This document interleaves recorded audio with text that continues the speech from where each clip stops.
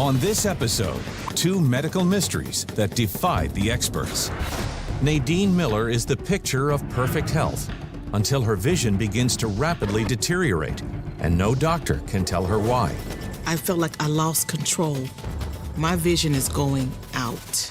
It was very frightening. I was terrified. I felt that no one believed me. You think, God, not me. Am I going blind? The only thing I could think was, I'm losing my vision and I'm never going to see my child. Teresa Ennis was forced to endure a series of bizarre symptoms only she could see. It looked like I was looking through a kaleidoscope. I was terrified.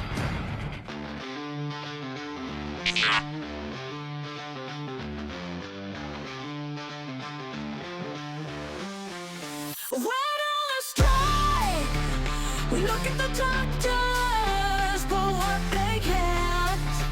If diagnosis is a mystery.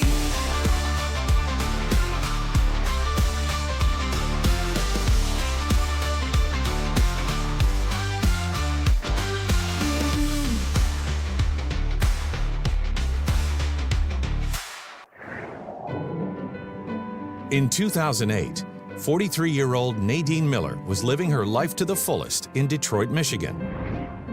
More than anything, she and her husband loved watching their two teenage sons, Joshua and Daniel, grow up. My kids are my life, and there's nothing more that I enjoy doing than getting in the car and taking them somewhere. We go places like the Science Center, birthday parties, programs at the library, the symphony, the museum. Nadine, she's the love of my life. She's very intelligent, good wife and mother. Nadine had a very good work ethic. I worked in the scheduling office of the facility that treats cancer patients. I enjoyed doing what I did. Never missed a day. Life is good for the Miller family. But in the fall of 2008, Nadine begins to slowly realize something strange. Towards the end of September, I'm really straining to see. When I took the eye pencil or the lipstick and tried to read the color that it was hard for me to see. And I noticed that I had difficulty putting on my eye makeup. When we received mail, she would have to really squint really hard in order to see it. Anything dealing with reading, she had difficulties with. Alarmed by the sudden change in her vision, Nadine checks in with a local eye doctor.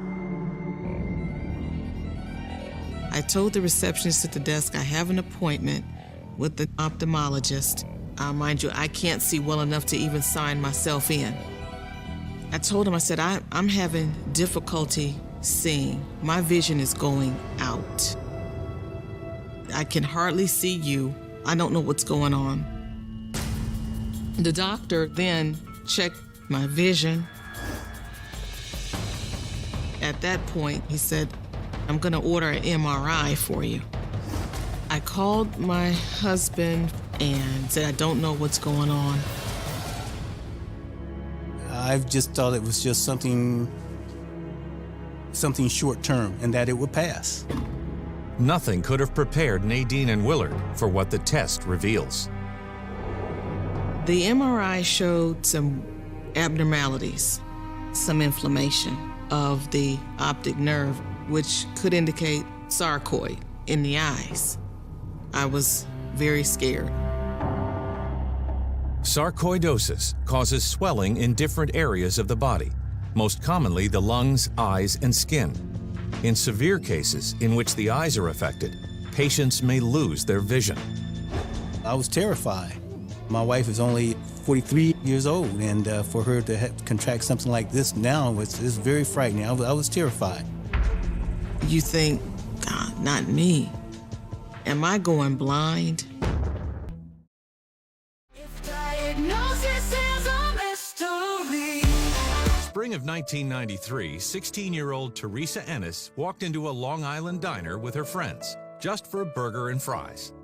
She had no idea her future husband was about to join their group. A mutual friend introduced us, and from the moment I met him, I knew that there was something special about him. Initially, the first thing that struck me about her was her beautiful eyes. And after I got to know her, I just found out that she was just a great person inside. We were all about just enjoying life to the fullest. I decided to propose to Teresa on the beach, and I said, I want you always to be happy, and I want to be happy with you. Dan and I got married in 2005, and we relocated to Lexington, Virginia. I was working as an electrician's helper, and Teresa was working in real estate. I loved my job. I loved meeting new people and visiting new properties. Life was very good for the Racklins. And in 2007, when the couple finds out Teresa's pregnant, they couldn't be happier. I always dreamed of having a child. Teresa felt that her life was coming together, and she was just so excited. She sails through the pregnancy. But just weeks before her due date, Teresa experiences something very disturbing. I was at work on my laptop, and I noticed these two spots that looked like two little flies on my screen buzzing around. And then they progressively got larger and larger, and it was shaking. I was terrified, and so I called Dan. I said, something's wrong with my vision. And in minutes, Dan arrives at her office and rushes Teresa to the local hospital. And while we were driving, I got this headache in the back of my head and my neck. I was getting really worked up by the minute. I was sweating, I was breathing fast. I was so close to delivering my first child. I was very scared. She could possibly lose our baby. If diagnosis is a mystery. Just 2 weeks ago, Nadine Miller's vision started to rapidly deteriorate. Now her doctor believes she's suffering from sarcoidosis, a condition that's causing acute swelling in her eyes. It's just a sad feeling for me to see my wife like that. She could not see people's faces. In fact, Nadine's case is so severe, it's imperative she undergo a round of intense drug therapy immediately. I was in the hospital for 4 days, getting a dose of steroids every 12 hours. And by the 4th day, my vision was very clear. It was like back to normal. The following Monday, I returned to work, business as usual. She could see, she was happy, her spirit was uplifted, and she could read again. She was normal, and that was a great feeling. While the doctor is hopeful that Nadine is in the clear, he warns her that sarcoidosis is unpredictable. It could come back at any given moment. And sure enough, just 2 weeks later, Nadine is faced with a frightening relapse on her way to work. It started to get very difficult to figure out the color of the traffic lights. So I tried to avoid that by just getting on the expressways. Even if the expressways were jammed, I would still get on. I just stayed in the slow lane. All I can say is by the grace of God, I got to work. I told my supervisor, I said, look, I got to go to the doctor. My vision is diminishing. I had to go to her place of employment to pick her up. She came out the door, and she literally almost got into another person's car. And that was really scary. So then we rushed to the hospital. Once again, Nadine endures another high dose of steroids. Upon discharge from the hospital, my vision returns to normal, sharp and clear. But instead of the steroids lasting like they did when I had my first attack, the steroids are starting to lose their effect. And when Nadine pushes the doctor to rethink the treatment plan, He encourages her to give the steroids a chance to work. I would think that the doctors could figure this out. I'm starting to get a little impatient. I'm angry, and I was depending on people. We've always had reading time together. I said, Mom's not able to read this, so why don't you read it to me?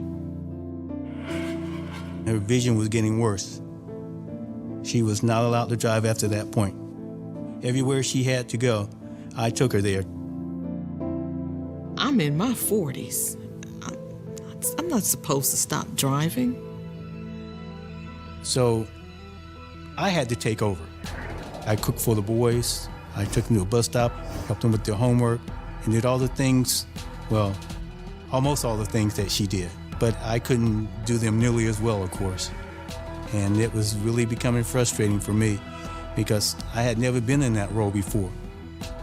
But even more important, I really felt for my wife.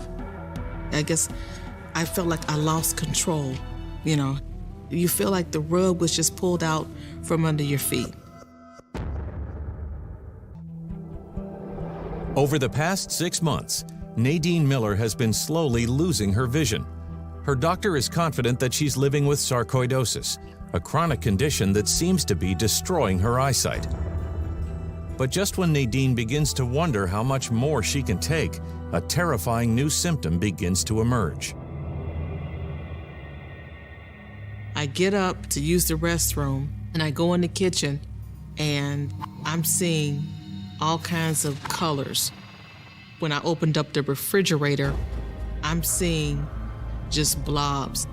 It appears as though they're floating all over the kitchen. And I'm crying and screaming. Horrified by the bizarre visions, Nadine and Willard rush to the hospital. An hour later, the on-call doctor orders a series of tests, hoping to pinpoint what caused the mysterious hallucinations. And they said, well, we've checked everything. The only thing we could do now is make a referral to see a psychiatrist. I was very hurt by that. I felt that no one believed me. When the doctors didn't know what was wrong, I know she had to really feel frustrated and upset and just terrible about the whole situation. Unsure about what to do next, Nadine does the best she can to grin and bear the frightening visions that seem to come and go at will. I tried not to even look out the window, because every time I looked out the window, I saw something that just was not there. It was very difficult to get through days like that.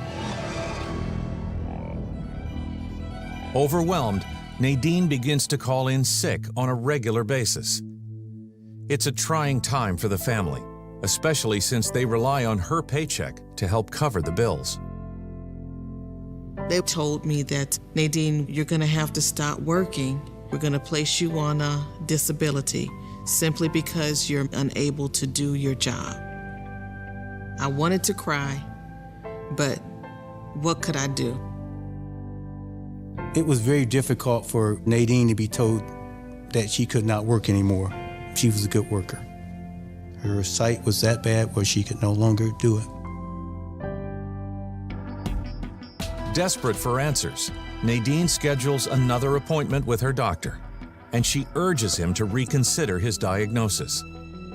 The doctor did say that we don't know if we have this exactly figured out, and he ordered an MRI.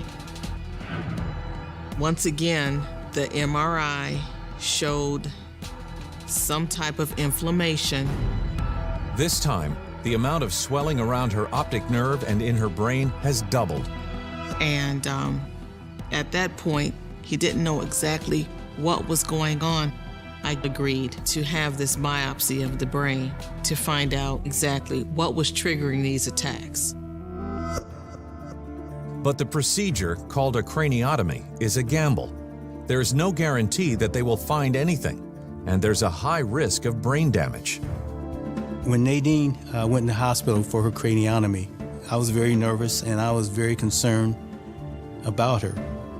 My family, they were scared because they thought, this is my wife, this is our mom. Are you going to be okay? I was nervous. Will my vision come back? If diagnosis is a mystery. Just 3 weeks away from delivering her first child, Teresa Racklin suddenly begins experiencing bizarre visual distortions and a searing headache. Alarmed, her husband immediately rushes Teresa to the closest ER. The Racklins are terrified that something may be wrong with their baby.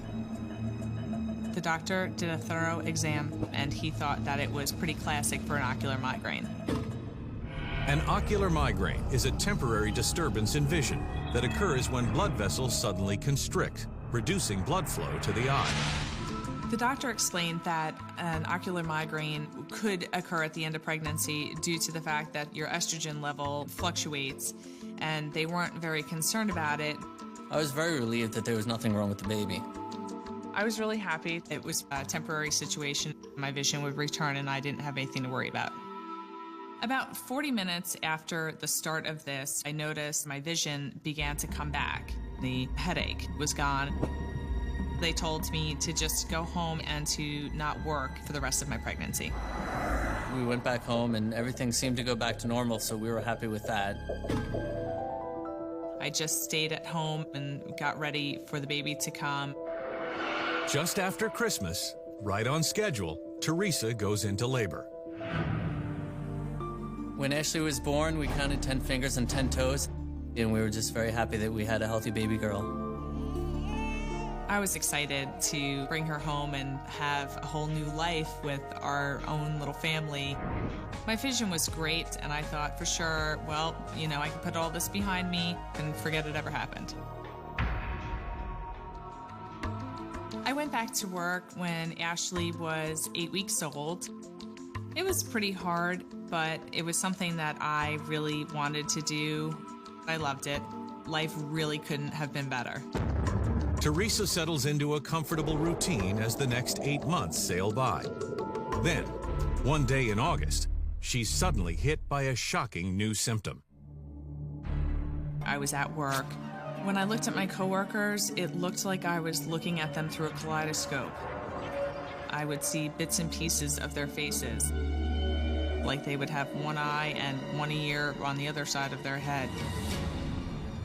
I called Dan and I said, you need to take me to the hospital because I'm losing my vision by the second.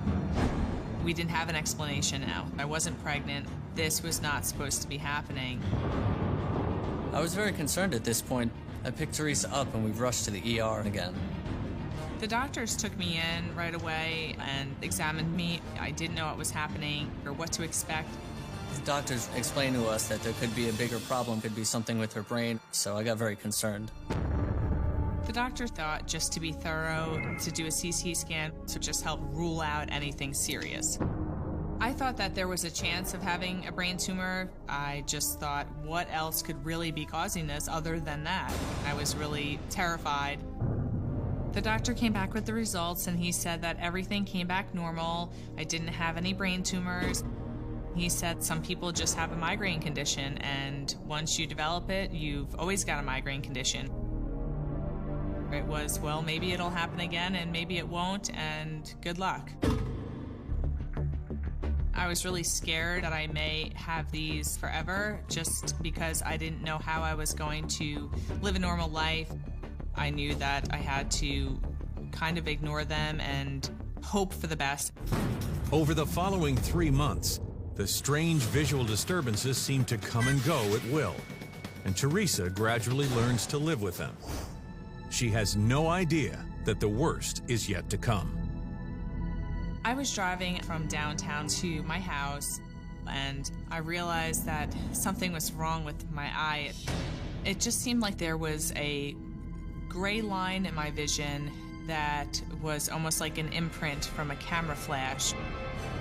It was like a gray, transparent arch. All I knew was that I just wanted to get home. When Teresa came in the door and told me what was happening, I was very concerned. So we called the doctor and made an emergency appointment to see him. Dan drove me up to the eye doctor where I was dilated, and the eye doctor looked in and he said, yes, there's something there. It's a cotton wool spot.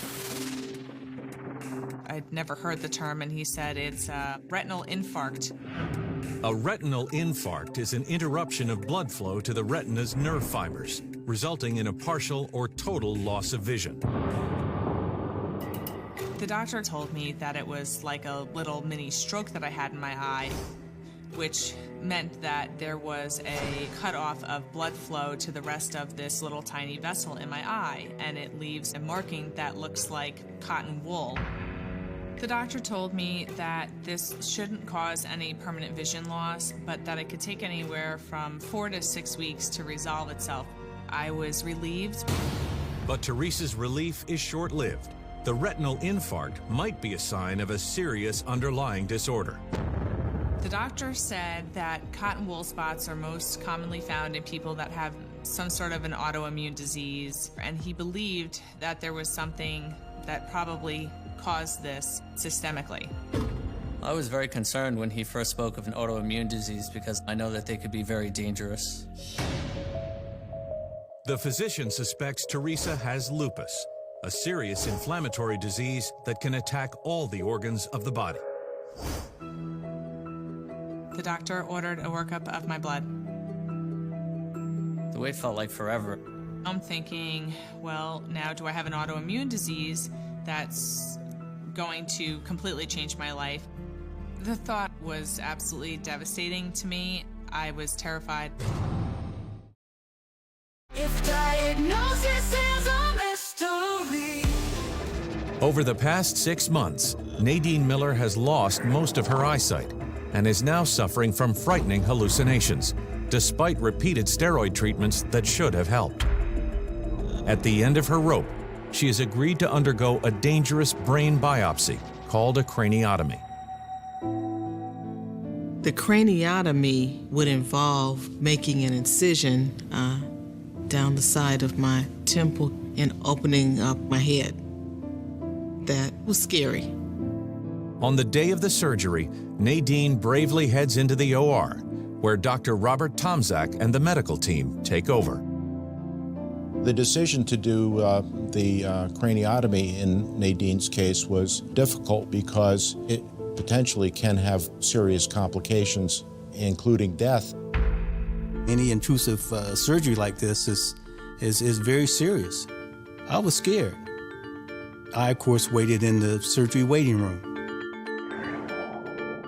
After 3 long hours, the doctors pronounce the craniotomy a success, and the biopsy sample is sent straight to the lab. 3 days later, the findings are in. Based on the results of the pathology test, Nadine was diagnosed with chronic relapsing inflammatory optic neuropathy. Chronic relapsing inflammatory optic neuropathy, or CRION, is an autoimmune disease that affects the eyes. Normally, the immune system helps to keep infections or any foreign elements in check. But in patients like Nadine, for some unknown reason, immune cells, called B cells, attack the optic nerve. The result is severe inflammation that causes vision loss. CRION is presumably an autoimmune disease. The body, for whatever reason, starts fighting its own healthy tissue. Inflammation is a general term to describe what the body does when it's injured in some degree. So an example that would be easy to understand would be if I were to accidentally hit my thumb while hammering a nail. We all know what happens. My thumb would swell, and that is really an inflammatory response. So this can occur in virtually any part of the body. In Nadine's case, the inflammation affected the transmission of nerve impulses in her optic nerve. And as a result of this inflammation, Nadine's vision was impaired. I've never really heard of Crion's disease. It was relief to know that they have a name to something that I have. It's now all too clear that Nadine's vision problems, including the hallucinations, were a direct result of her condition. Chronic progressive visual loss is really the hallmark symptom of this type of inflammation. Visual hallucinations come in a number of different forms, but basically the brain is being deprived of its normal visual input, and then it starts to sort of make up things on its own. The major effect is blindness. If the inflammation ultimately starts killing off the optic nerve fibers, then blindness would be the worst complication.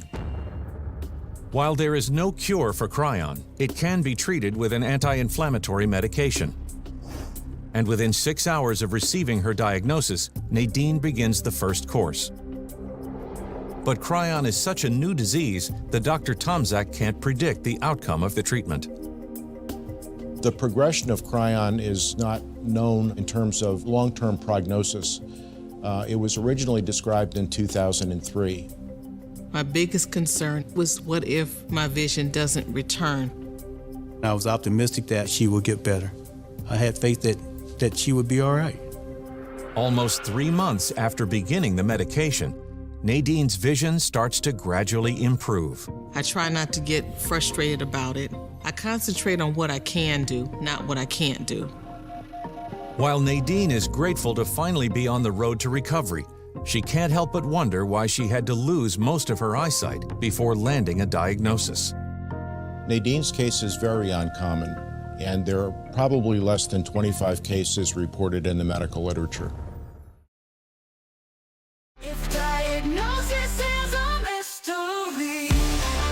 Over the past year, Teresa Racklin has been experiencing frightening distortions in her eyesight that no doctor can explain. But now, one expert suspects he knows what's triggering her bizarre symptoms: lupus, an extremely debilitating and often fatal autoimmune disease. I was scared. I wasn't sure how it was going to impact my life. Finally, after 3 excruciating days, the findings are in. When we went to the hematologist, he said that they didn't find anything wrong. I was really happy to find out that all my blood work came back normal, but I was frustrated not still having an answer. Over the next month, doctors lead Teresa through a series of specialized autoimmune tests, but everything they run comes up empty. I didn't know what else to do.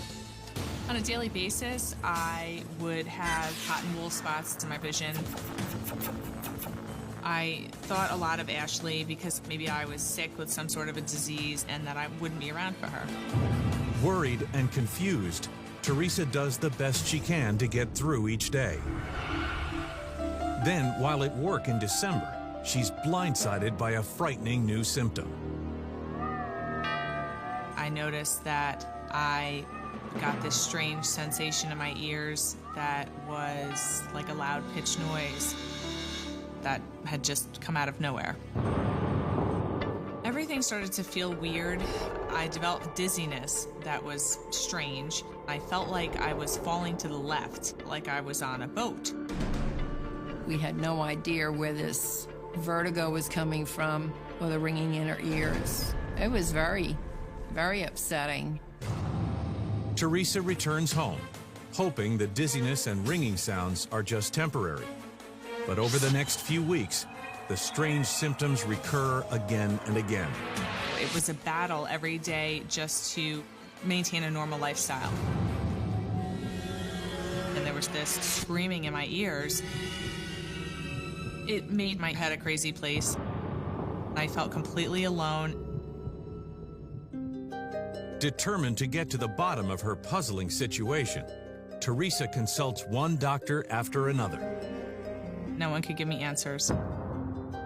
I started to question my sanity and thought, is this more in my head than reality? There were eye doctors, retina doctors, rheumatologists, hematologists, you name it, she was going to them. I thought, won't anyone help my daughter? I thought a break would help her.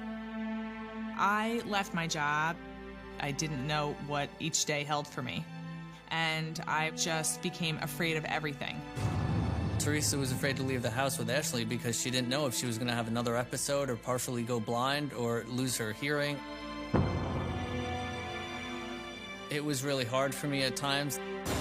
The situation became really emotionally exhausting. He was getting really tired of trying to be the strong one all the time while I was completely falling apart. There were days that I would wish that he would just leave me so that he could go and have a good life. It was very hard, but I married her for better or worse in sickness and in health. As bad as things are, Teresa can't imagine the terrifying turn her life is about to take. It was a beautiful Sunday morning, and the sun came through all the blinds and blinded me for a minute. It looked like somebody had taken white paint to the top right part of my vision in my right eye. I started to really panic. The only thing I could think was, I'm going blind. I'm losing my vision, and I'm never going to see my child again. I was very scared, so I called the eye doctor right away. And he said, I would like for you to come in and see Dr. Tiedemann, who's our retina doctor. When I had arrived, my vision had improved, and we sat down, and he wanted to know exactly what all of my symptoms were. And as a physician, one of my main goals is to tie together things that may not seem to be related, but often really are. I had been fortunate enough to see other patients who have had this constellation of symptoms. He said, I think I know what you have. And that was the most exciting words I ever heard in my life. I felt like I could become whole again, and it was the first hope that I've had in years. If diagnosis is a mystery. Over the past 2 years, Teresa Racklin has been suffering from inexplicable, highly disturbing vision loss and random bouts of vertigo that go hand in hand with a ringing in her ears. Now, Dr. James Tiedemann thinks he knows what's going on and has referred her to neurologist John Susak to confirm his hunch. When I arrived to see Dr. Susak at his office, he performed a variety of eye tests. In 1975, I discovered a disorder, and her symptoms fit entirely with that condition. Her symptoms led me to make the diagnosis of Susak syndrome. Susak syndrome is an extremely rare disorder that affects the retina, ear, and in some cases, the brain. In healthy individuals, blood vessels transport blood and the oxygen it carries throughout the body. But in patients like Teresa, for some unknown reason, the immune system goes haywire. It attacks the walls of the blood vessels, causing inflammation and inhibiting blood flow. And when these small blood vessels swell, there is not enough blood that gets to the brain, retina, and inner ear, and they cannot function normally. I was very thankful to hear that there was a name behind what was actually happening to me. While there's no medical explanation for why or when the disease strikes, it's clear that all of Teresa's symptoms stem from the blocked blood vessels, starting with her ocular migraines. Ocular migraine seems to be caused by spasm of blood vessels. When the blood flow is interrupted, it's only a matter of a few seconds before the retina stops functioning. Vision loss is very nearly immediate. And as Teresa's disease progressed, more and more tiny blood vessels in her eyes were affected. Each part of the retina has a blood flow that is uniquely served by just one branch of an artery. And when a tiny branch of the artery is blocked, it's a tiny defect in vision in the area that's served by that blood vessel. Eventually, the blood vessels leading to Teresa's inner ears became constricted too, causing vertigo and ringing sounds. He explained that the fine vessels that bring the blood to my ears would spontaneously close up and cut off the blood flow. Susak syndrome can have a very wide range of severity. It can be very disabling, and it can cause complete hearing loss, profound vision loss, and other symptoms within the brain. But while the doctors are confident that Teresa has a mild form of the disease, she's not out of the woods yet. We ordered an MRI in Teresa because in many of these patients, even though they have the limited form of the disease, they can have abnormalities in the corpus callosum, a certain portion of the brain. Teresa thought that she was going to die. She was afraid that she could be bleeding in her brain. I just dreaded waiting for the results.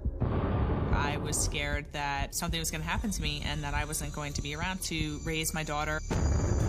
If Teresa had something wrong with her brain from this illness, I thought she would not live very long. And it scared me to death. When Dr. Susak told me that my MRI was normal, it was just a huge relief. Monitoring Teresa in the future will help guide us in terms of what might be the most helpful to her if there are changes in her condition. It's clear now that for both medical and psychological reasons, Teresa is extremely lucky to have landed a diagnosis when she did. If I went undiagnosed, I'm not quite sure what would have happened to me. It was such a huge relief to know that I actually had something. All my symptoms were very real. We still had questions about the future and what it was going to bring. While there is no cure for Susak syndrome, there is treatment available. For Teresa, we recommended steroids, an immunosuppressant, and IVIG. But the treatments can be risky. Steroids can lead to osteoporosis, and immunosuppressants leave the body defenseless against infection. I was concerned with the treatment because I was worried that the side effects would be actually worse than the symptoms she was having. I chose not to start the treatment yet. If my symptoms get worse, then I will start the treatment. The good news is, for reasons doctors don't understand, after 8 to 10 years, patients with the syndrome often spontaneously go into remission. He said that I had a really good prognosis, and he feels there's a chance that I could be in remission without any sort of treatment. With a solid diagnosis finally in hand, Dan and Teresa can't help but wonder why so many doctors failed to put the pieces of the puzzle together. Susak syndrome is very rare. There's no laboratory test that you can draw to get a diagnosis. There have now been well over 200 cases of Susak syndrome reported in the world's literature, and that only represents the tip of the iceberg.